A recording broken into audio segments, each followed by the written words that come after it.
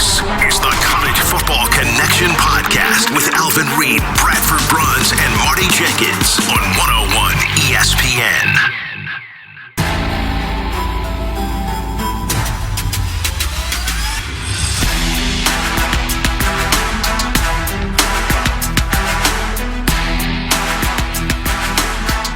A downpour in Dublin, entirely too close of a call for UNLV, and KU busting out that whooping stick right away. Quite a way to begin week 0, if you can even call to it that, refer to it as that across the college football landscape for 2025. What's up, everybody? Bradford Bruns back with you here, coming to you live from our studio in Creve Coeur, proudly courtesy of 101 ESPN, the YouTube channel, plus 101ESPN.com. Happy Monday, the first one on the heels of, yes, indeed, some initial college football pigskin action. My guy, Alvin Reed, Marty Jenkins, hopefully as well. They'll be back in the lab with me extremely soon, but we have a little bit of an opportunity here. Why not dive into those initial results? You had the 4 to 5 games actually kicking things off on Saturday afternoon into the evening, and the humdinger, at least the headliner to which we were looking forward, no doubt about it. You heard Alvin and I a few days ago here on the College Football Connection, deconstructing Kansas State and Iowa State, a pair of top 25 teams meeting in Dublin, Ireland. This is a sort of event that has been able to really initiate the college football campaign in each of the past few seasons. And yes, the track wasn't exceedingly good. We had expressed already reservations along those lines. You had 2 turnovers within the span of the first 4 to 5 minutes of game action. Slowly, particularly to begin that third quarter and into the fourth, you saw a bit more offensive fluidity. You saw more continuity, but make no mistake about it, the final score in favor of Iowa State. You can't say the upstart Cyclones, because this team last season had that breakthrough in the Big 12 with the 11 wins, getting to the conference title game. However, Coach Campbell's crew came into the tilt as a 3-point underdog. And from the very beginning, guys, I was adamant about enjoying the signal caller advantage as I perceived it to be for ISU. That paid off in the fourth quarter in spades as Rocco Becht displaying that pedigree, the acumen that you would associate with somebody who has been on the postseason stage of some caliber, of some ilk. He was nails when it mattered the most. The surface statistics, what you see on the page, not doing full justice to just how effective he was, and the running game to boot down the stretch for Iowa State.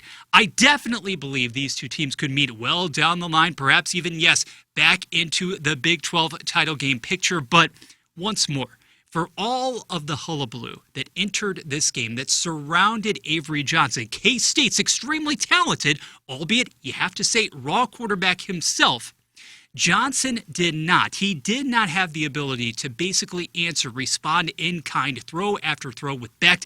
I really believe that was definitely the difference in the overall outcome of the game as decided overseas. And oh yeah, it didn't help that Edwards, the primary running back for the Wildcats for that matter as well, going out essentially on that opening punt return. So these two teams, rest assured, we have not heard the last from them on the College Football Connection, certainly for 2025, or maybe even with respect to the CFP implications down the road as well. However, that was just the tip of the iceberg, if you will, just scratching the surface with respect to that Saturday action, because Idaho State and UNLV in a game that, for all intents and purposes, was not exactly considered, wasn't exactly scrutinized by the masses, even though you did have Dan Mullen beginning his tenure as the running Rebs head coach, replacing Missouri's old man at the helm as well in Barry Odom. But a one-possession game at the end of the evening, 38-31 in favor ultimately of UNLV. That wasn't exactly the lead, though, from the later block, because we would be remiss if we didn't dig into, with a great amount of depth, what we witnessed, what we observed, and frankly, what was thoroughly impressive from Alvin's Kansas Jayhawks. It was a 31-7 rout over Fresno State in the retooled building, David Booth Memorial Stadium. The atmosphere was absolutely electric. We had anticipated as much, but for KU to go out in that manner, in that fashion, and completely obliterate Fresno State, the visiting Bulldogs, for pretty much the entirety of the 4 quarters. Now, I had examined this line going in. There was a little bit of movement, not a ton. But at the end, Kansas was favored entering the contest by 14.5. I liked the chances of the Jayhawks to be able to cover that number and to once again have Jalen Daniels demonstrate the unbelievable, almost singular talent that he is at the quarterback position in the Big 12 as far as I am concerned. His numbers absolutely phenomenal. You would expect as much, right? With all due respect to Coach Ince over there with the Bulldogs, to E.J. Warner. They were overmatched. They were shell-shocked, especially coming out of the locker rooms there following intermission. But maybe what we hadn't anticipated, unless you really are a zealot in reference to the Jayhawks, unless you've been paying attention to the portal picture for Kansas entering 2025, I had not personally put a lot of stock, a lot of credence into the additions, the upgrades, undeniably, at the wide receiver position. Now, why is it important to basically review the fact that Cam Pickett was torching the secondary for Fresno State all afternoon and into the evening in Lawrence? Or even, we didn't get to see a lot of this guy, but the Alabama transfer, Emmanuel Henderson. Why am I referencing these names? Because in under 2 weeks, Missouri, we know, has the challenge this coming Thursday evening versus Central Arkansas to kick off its schedule. However, Kansas is going to be there at Memorial Stadium before long. And Cam Pickett clearly demonstrated in front of a national audience on Saturday evening, he is a problem. It goes beyond the 77 receiving yards. It goes beyond the 2 scores there hitting Pater. Instead, you're talking about somebody, yes, the dimensions, the measurables, they aren't out of this world. They're not otherworldly. However, you already discerned a guy who plays so much larger than his size there on paper. And I am fascinated to see, to figure out, to really ponder and contemplate over the course of the next 7 to 10 days exactly how the D coordinator for Mizzou, in the form of Corey Batoon, how he is going to be able to coach up his guys, especially in the secondary, looking at you, Dre Norwood, to really account for this issue. Because right away, respectfully, Central Arkansas, you're not going to be bringing it in reference to the downfield vertical threats. Pickett presents that difficulty and then some. And it's not just Pickett. Again, as far as the fastest receiver now in the Kansas class, that honor, that distinction actually falls to Henderson. This is somebody who came over from Alabama. You now have guys trying to reach and trying to join that culture that Lance Leipold has cultivated there in Lawrence.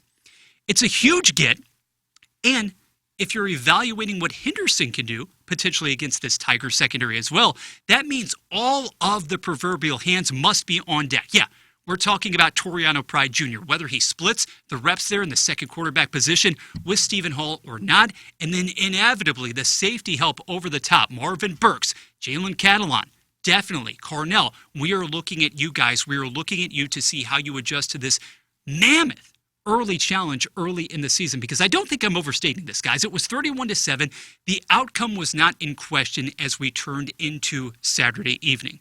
But Kansas not only won its opener, but decimated the opposition. And we spend a lot of time, obviously, talking about the offensive firepower and now how it appears as if maybe it won't be such a gargantuan task even to replace the contributions of a Devin Neal on the ground. When you have Highsmith going to that regard as well, Williams, other guys factoring into the equation, maybe that won't be quite as much of a sting to try to alleviate that as well. But man, that defense, you have a new play caller on that side of the football too. 37 yards were gained by the Bulldogs over the course of 29 carries. I realize we're talking about different levels, different brands of competition, if you will. But that is stout and then some. So Missouri, get ready, get that interior set. We will see what the edge is able to bring in terms of pressure as well come September the 6th at Faurot Field. Bradford Bruns with you for a few more minutes here on the College Football Connection. It is the 101 ESPN YouTube channel plus 101ESPN.com. Late on Saturday night, no doubt about it. You also had Hawaii staving off Stanford. Alvin and I had some fun with that as well. I was, yes, pretty optimistic about the Cardinals' chances of competing, maybe even sneaking one out there on the aisle. Didn't come to fruition. That was a wacky one. So you had the elements over across the sea, and then you had, no doubt about it as well, Hawaii and Stanford getting after it. Competitive affairs, though, all the way around. And so what I want to do to wrap up this edition, bite-sized, more miniature version of the College Football Connection, is to give to you a couple of initial early picks for week number 1. We're going to save the heavy hitters, the Texas OSU clash, and then LSU as well as Clemson. Alvin and I will be approaching those as a tandem. But first and foremost, you have a Friday night matchup in Waco, Texas between Auburn, coming out of the SEC, and then one of the true risers, in my estimation, in the Big 12, in Baylor. Now, at present, Auburn is favored. Auburn is favored on the road in Waco by 2.5, and the over-under for this one has been floating around that 52.5 range, so I'm not going to be playing with that in particular. But I find it fascinating that Hugh Freeze and company being tested right out of the gate. Jackson Arnold, we will see, young man, what you were able to do in that brand new uniform. No longer a member of the Oklahoma Sooners, but instead you're going to be slinging it around the yard, presumably to the likes of Eric Singleton, to Cam Coleman, another big-time portal class landed by Hugh Freeze. But is it going to materialize? Is it going to come to fruition in the way of results and a plus 500 record? If you listen to a lot of the people in the Plains, it had better, because patience is running thin in that department. Baylor has one of the very best, most lethal runners, not only in that conference, but I would contend actually across the land in Washington as a sophomore. He is dynamic. He has the ability to flip the field almost by himself. Last year, as a freshman, you're talking about somebody all-purpose yardage-wise, over 1,100 yards, sniffing that double-digit touchdown mark. I do wonder if it's going to be too much for Auburn's defense. If any unit, this seems kind of funny to say, if you're talking about offense versus defense, is more susceptible, I would say, with the exception of Keldrick Falk, he is an NFL stud in the making, that Tigers defense did lose some talent to the NFL draft last year in April and also had some guys depart and go elsewhere. I'm actually more confident in the offensive prospects in this game, in this setting, for Auburn to really acquit itself pretty well. But by the end of the evening, I think that Baylor will have made its case and protected that home field. So here's a first pick for you guys.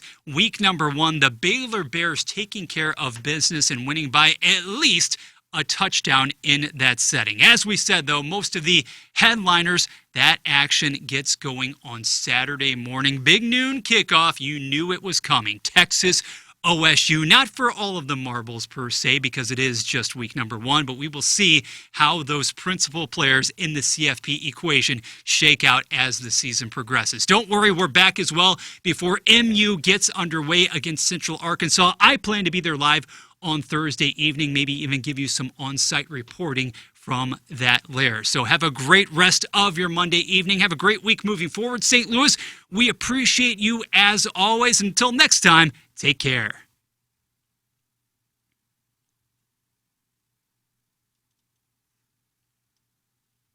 Thanks for listening to the College Football Connection podcast on 101 ESPN.